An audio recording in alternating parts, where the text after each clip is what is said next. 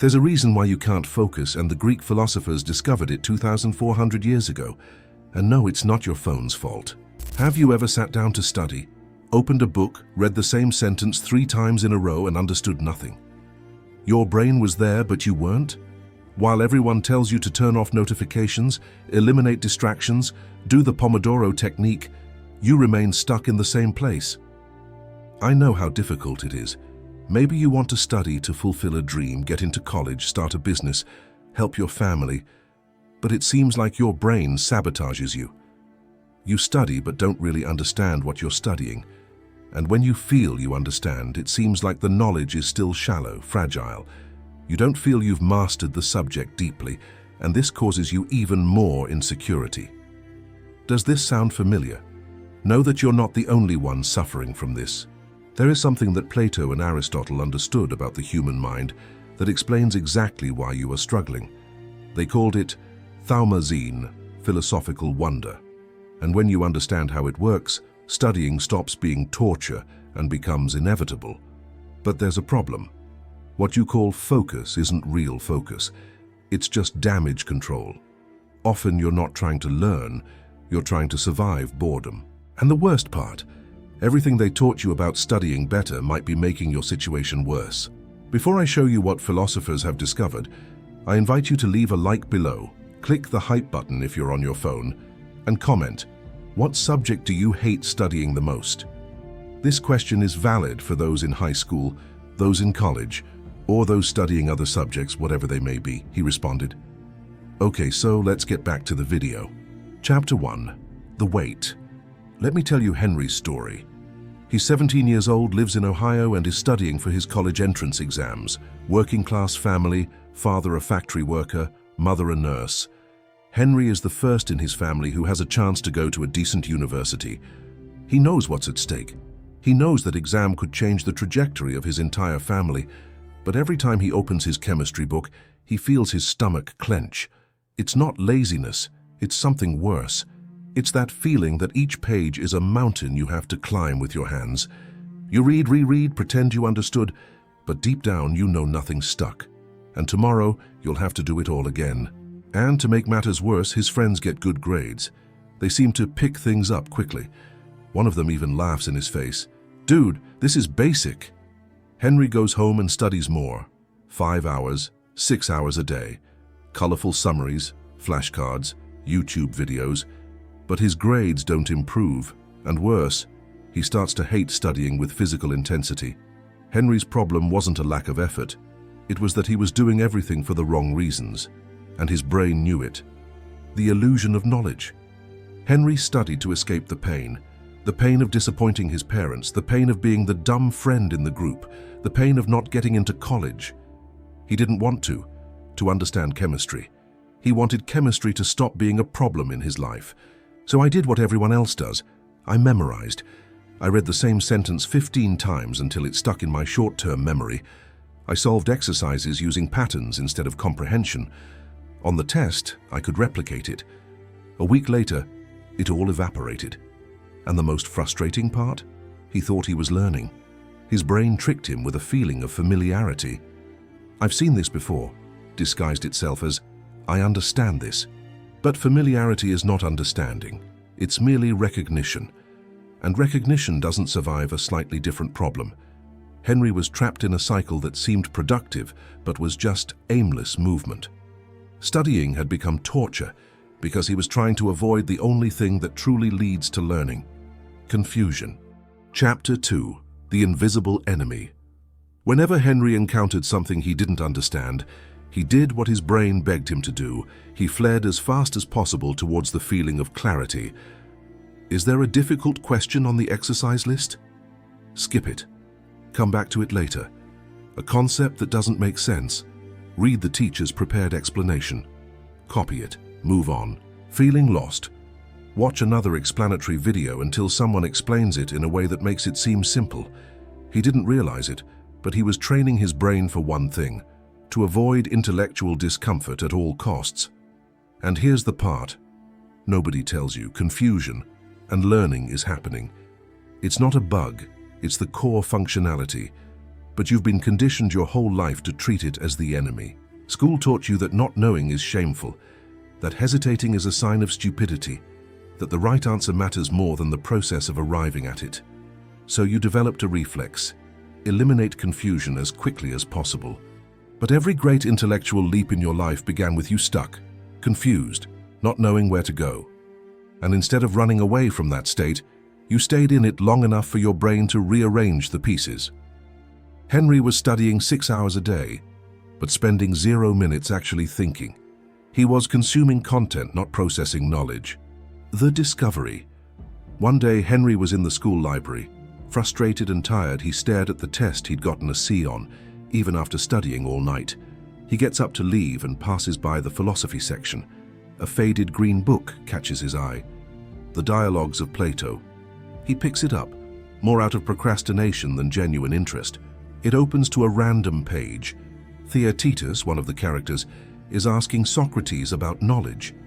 And Socrates replies with something that made Henry scratch his head for a second. Wonder is the true mark of the philosopher. Philosophy has no other origin than this. Henry reads it again, and again astonishment, confusion, not knowing. He continues reading. He discovers that for the ancient Greeks, being confused wasn't the problem.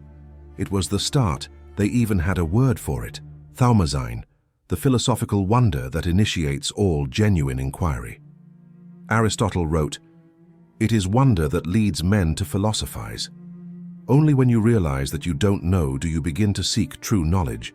Henry sat there in the library for 2 hours. He wasn't studying chemistry. He was having an existential crisis about everything he had done in the last few months. He realized he wasn't studying to learn. He was studying to fake, which I already knew. Chapter 3. The Inversion. Henry took the book home. He read late into the night. And the next day he did something completely different. He opened his chemistry book to the part he hated most: chemical equilibrium. Those equations that go back and forth with double arrows, constants K, changing concentrations. He always memorized the formulas and prayed that something similar would appear on the test. But this time, instead of trying to understand quickly, he stopped. He looked at the equation, and for the first time he asked the most important question of his academic life. Why the hell does it work like this? Not how to solve it, not which formula to use, but why do chemical reactions reach a point of equilibrium? What is really happening at the molecular level? Why does the equilibrium shift when you increase the pressure? And instead of rushing to find the answer, he stayed there, sitting there confused, 10 minutes of staring at that equation, feeling his brain restless, craving a solution. But he wouldn't budge. And then it happened. An image began to form in his mind, molecules colliding, some joining together, others separating, a molecular tug-of-war happening millions of times per second. He took a piece of paper and began to draw, not copying from the book, imagining, trying to visualize what was really happening there. The confusion didn't disappear, but it changed in nature. Now it was a kind of confusion. Productive. It wasn't, "I don't know and I'll never know." It was, "I don't know and that's fascinating." That's it, Thaumazein. That moment when your ignorance transforms from a burden into fuel. Henry spent an hour on that concept. An hour. Before, he would have spent 5 minutes, pretended to understand, and moved on to the next one. But now he was genuinely curious. And when he finally opened the book to see the explanation, something incredible happened.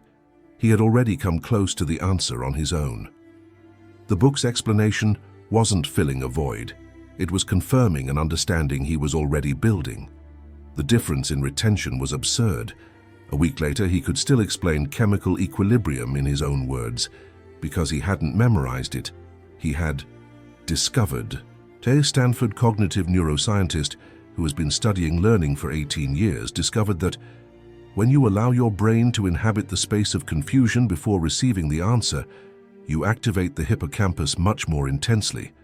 It's not just about receiving information, it's about your brain reorganizing itself to accommodate new knowledge. Productive confusion creates neural structures that memorization can never create. Chapter 4. The Resistance. Henry began applying this to everything. History. Instead of memorizing dates, he would stop and ask himself, why did this war happen now and not 50 years earlier? Mathematics. Instead of applying formulas, he drew what they were actually saying, but it came at an unexpected cost. He slowed down, much slower.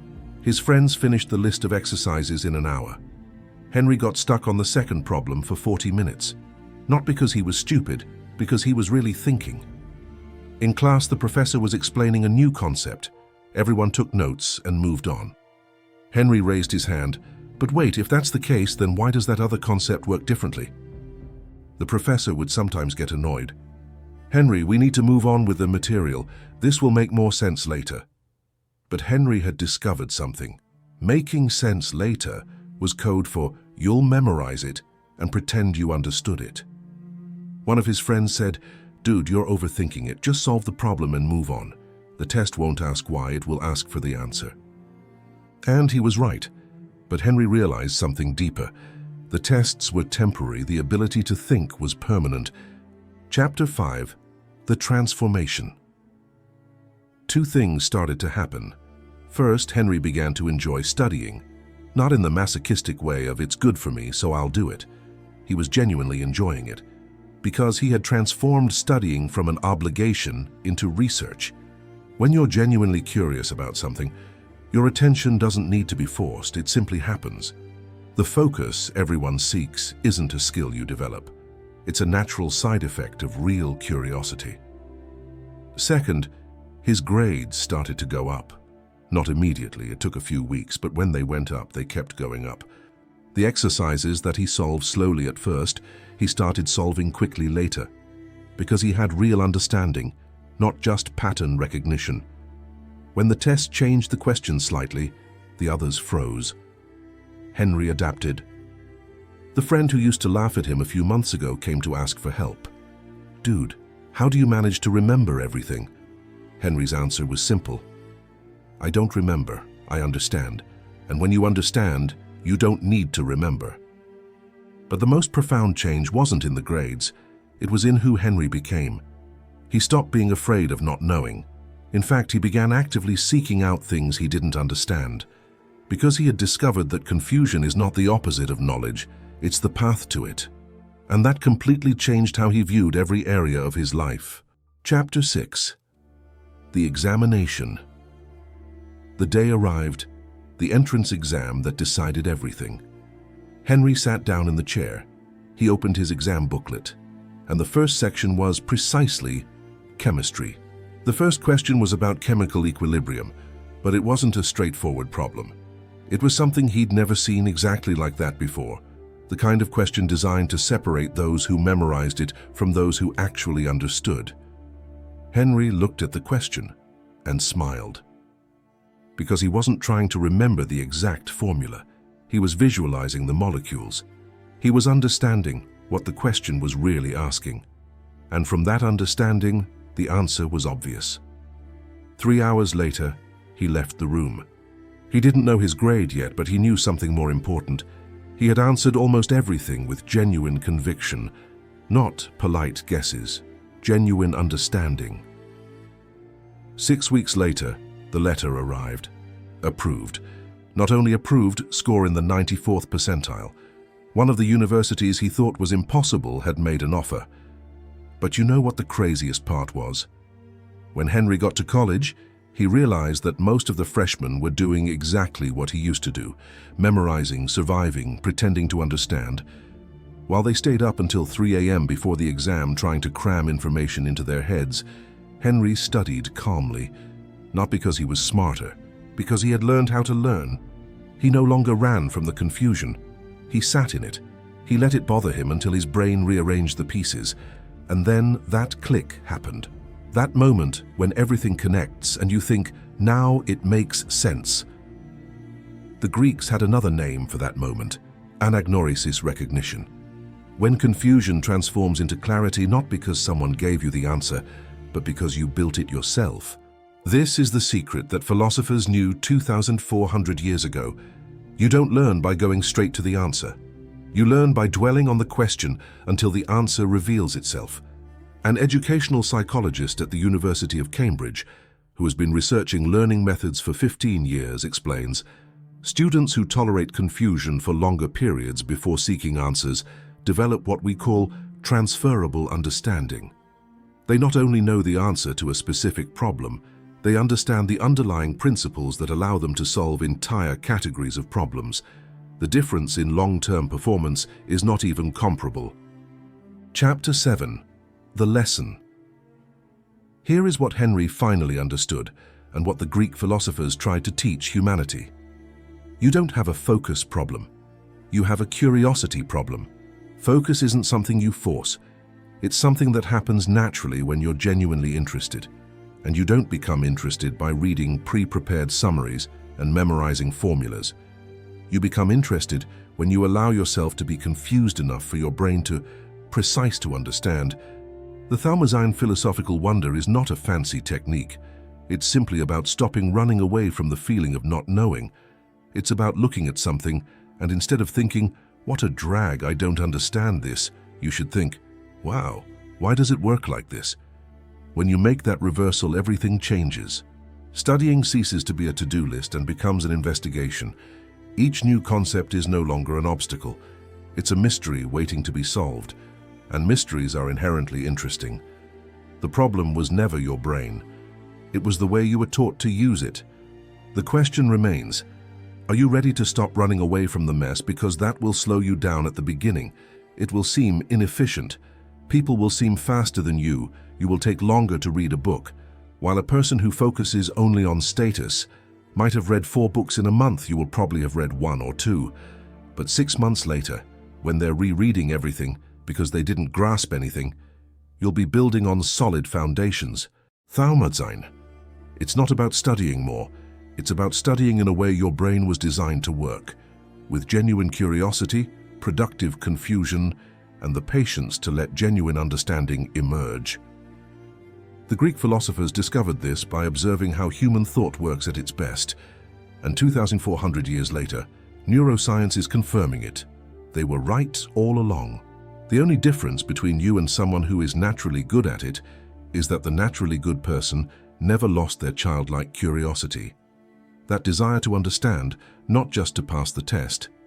And the good news, you can get it back. Today, right now. The next time you open a book to study, don't ask, "How do I solve this quickly?" Ask, "Why does it work this way?" And let your brain dwell on that question until the answer emerges. This is the secret philosophers knew about focus. Focus isn't brute effort, it's fascination. If this video helped you see learning in a different way, subscribe to the channel and turn on notifications so you don't miss future content. And tell me in the comments, which concept will you study using Thaumazein this week? What subject do you hate that you're going to turn into an investigation? Remember, confusion is not your enemy, it's your fuel. If you've watched this far, thank you very much for your attention. Until the next video.